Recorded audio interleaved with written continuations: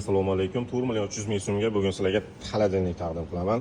Ko'p tursangiz mumkin. Nastolni, ya'ni stol ustida turadigan xolodilnikchamiz, salatnichamiz hisoblanadi.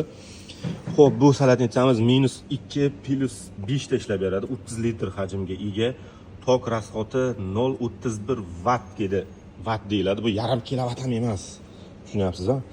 1 2 3 4 5 6 7 xil assortiment ketadi. Xohlasangiz idishlarini almashtirib, kattaroq idish qo'yib boshqacha variant qilsangiz ham bo'ladi. Syomniy hisoblanadi, mana bemalol olinadi.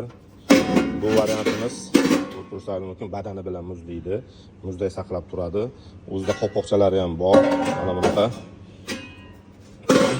qopqoqchalari ham bor.